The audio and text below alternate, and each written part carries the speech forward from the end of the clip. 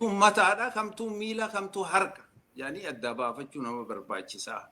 Kam dura diinni irratti fuulleeffannaa kajuu kanarra dhaabbatee namni murteeffachuu irra jira. Mataa bofaasan waan jechuu dhaatu nama baasa moo qaama biraatu muutu nama baasa kajuu illee achumarra dhaabbatiin murteeffachuu namarra jira. Bakka lamaan tana jirti dubbiini, bakka tana namni gadi fageenyaan laallatee adda baafachuu barbaadaa kanuma jiru. Wanneen gaareetti mul'achaa jiran tooftaalee addaa tana, tooftaalee addaa takkanaa tana uummanni Oromoo sadarkaa sanitti gartee firraa ittisuudhaa fi ittis fayyadamuu dandeettii fi kanaas irraa hanqataa duubarraayis warri kana tinnisuus isaan tinnisuus hin jiru. Kanaaf miidiyaa sooshaal miidiyuma kanarrattuu yoo laalle warreen dabballoonni isaanii Somaalee fi kaanii waan godhaa jiruu fi keenya waan godhaa jiru gaalaan adda fagoodha jechuudha. Bakka hunda deemanii fakkeenyaaf dirree dhawaa tana gammoojjii hunda keessa deemanii riipoortii walii godhanii jechuudha. Haala deemaa jiru kana tokko tokkotti walii gabaasaa jiranii jechuudha. Nuti keenya kanaaturraa irrataa jechuudha. Waanuma jiru kanaa hin jiru jechaadha. Kanaaf haalli gartee uummata keenyatti bobba'ee jiru kana qofa otoo hin ta'in rakkoon guddoon gara keenyaas akka jirtu beekuutu namarra jira. Kanuma jiru wanneen haareenii kanumaan tuttuqesanii jechaadha. Galatooma. Galatooma obbo Bultuun Biyyoo mee bodheeressaa tan darba bodheeressaa rooba keessattuu naannoo Sikkoo Mandoo kan Arsii gama laallatuun waa hedduu kana duras kaaftee dubbataa turte. Mee diiteelii isaatti otoo hin seenne akkuma warra lamaanii haalammaa Oromoon fi Oromiyaan keessa jiru. Keessattuu immoo gama guraadhaa moleetiin waan adeemaa jiru. Kana gabaabsee nutti himi diiteelitti seenne.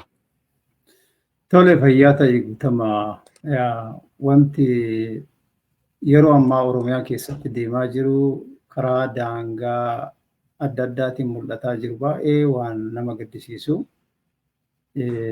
Uummanni Oromoo jaarraa tokko oliif gabroomaa ture kan qabsaa'aa turee fi tuttuqaa fi hacuuccaa sirna bittaa gabrummaa argite jechuun alagaa duraanii san jalaa bahuu fi yeroo dheeraa qabsoo godhan immoo sirnoota hedduu jijjiirame keessatti caasaaleen tokko tokko jijjiiramaatuma ture. Uummanni keenyallee kana keessatti uf baraa akkuma dhufaa tureeni naannoo jirutti mootummaa gabroonfataa keessatti caasaa garaagaraa qabaataa ture. Amma kan argaa jirru baay'ee kan duraanii caalaa hammaataa. Kan duraanii caalaa hammaataa kan jennu warri duraanii keessattuu bifa weerara boca qabuun akeeka qabuun kan bobba'uu jalqaban sirna TPLF keessatti ture. Gara hundaanuyyuu kallattii karaa kibbaatiin illee karaa kibba bahaatiin illee akkasuma karaa baha Oromiyaatiin illee akkuma yaadatamu magaalaan Jijjigaa argitee magaalaa Oromiyaa turte mootummaa TPLFitti fuudhee mootummaa naannoo Oromiyaatiif yeroodhaaf bulchiinsa yeroodhaaf kennee fi achumaan mootummaan naannoo Sumaalee magaalaa guddittii isii godhate. Akkasuma magaalaleen biraa kan akka Mooyyaleetis magaalaa uummanni waliinaa bulchuu waloonaa bulchuu jedhanii yeroof ka'aa turanii jarri kun immoo dhufaniiti humna waraanaatiin lola bananii warra achi keessa jiru uummata Oromoo gara tokko ofitti hawatanii bilisummaa addaa fakkeessanii nama hojii bilisa ta'e magaalaa yookaan gabaa bilisaa fayyadamu fakkeessanii uummata naannoo sanaa kontorbaandiif waan garaagaraatiin gowwoomsanii ofitti qabanii akka gara isaanii citu godhuu yaalanii jala kanaan karaa Baalee Haroo Dibbeetiin jiru kanallee bifuma wal fakkaataadhaan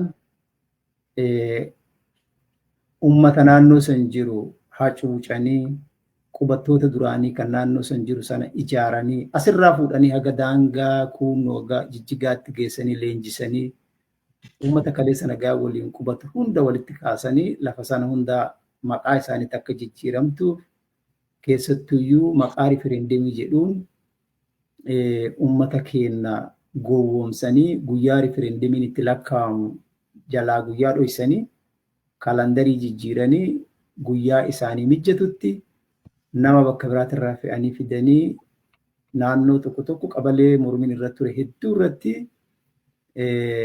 akka rifereendemiidhaan nu cite jedhanii akka seereffatanitti irratti hojjetaa turan.